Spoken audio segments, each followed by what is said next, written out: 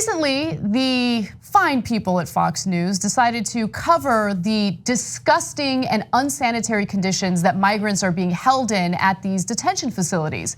The only thing is they're not referring to them as disgusting or unsanitary. People like Brian Kilmeade are comparing them to house parties. Take a look. Picture yourself, you have a house, family of 5, you have a party, you have 30 people over, maybe you have a big party, you have 100 people over, and you have 2.5 baths. In the beginning, it would be okay with 30. Then after 100 people, it'll be a little bit taxed. Maybe you got to get outdoor facility. Can you picture 5,000? You could have the best facilities in the world, but they are so overstocked. 670,000 have come here illegally already.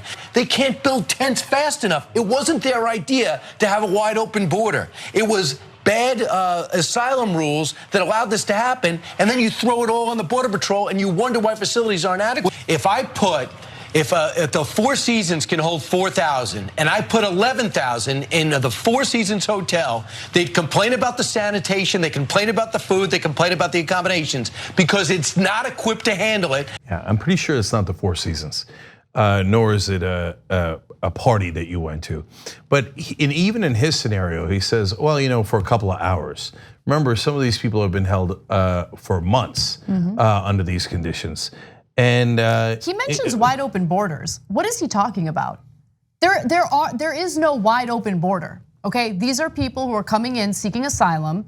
And the way that the system worked previously before Trump is they would get processed. Maybe they'd get an ankle bracelet and then they would show up to their hearing before a judge to make their case, and either they're granted asylum or they're not.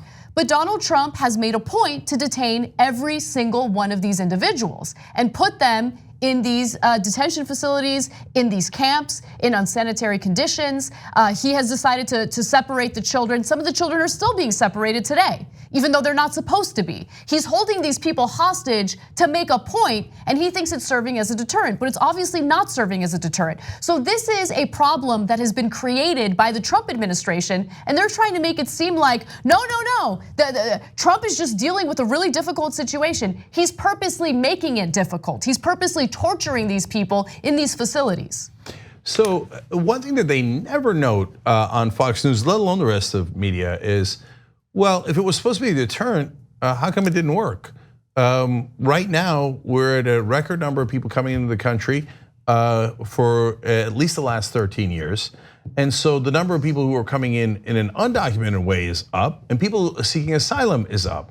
One of the reasons for that is because Donald Trump, the idiot, in order to quote unquote punish the Central American countries, took away aid from them, which made conditions much worse in those countries, which then led to more people leaving those countries and trying to come here.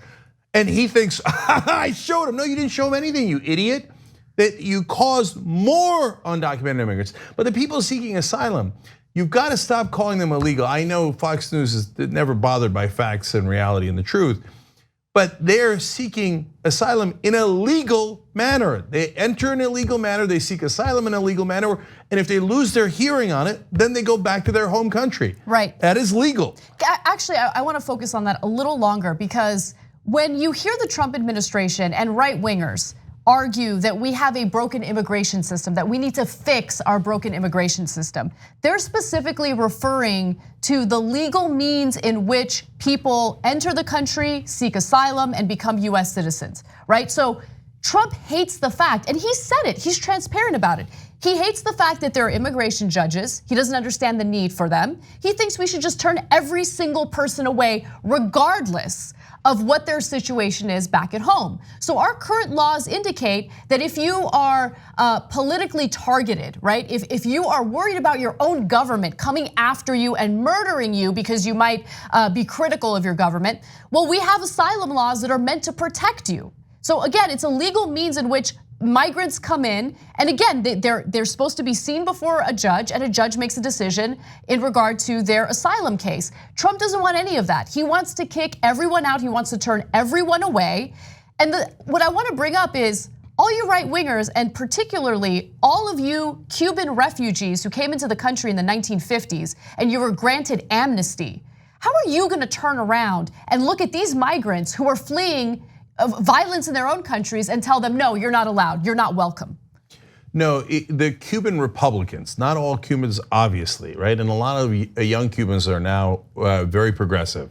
Sad day for the old timers who are still bitter. But for the Cuban Republicans, if you complain about amnesty, you are the world's largest hypocrite. You literally received amnesty. And for you to then turn around and go, yeah, but my fellow Latinos, it's not me. What do I care? Lock them up in cages and make sure they don't get amnesty. Well, you're a terrible person. And so just live with that. So AOC responded to Kilmeade, and I want to share her tweet with you. She directed it to Kilmeade. Says, hey, Kilmeade, what was the last party you went to where you were locked in a cage under armed guard, drank out of a toilet, and given food of such poor nutritional value for so long that it gave you mouth sores? Actually, there's some chance that he was at such a party. Oh, woo, zinger. Okay, I mean,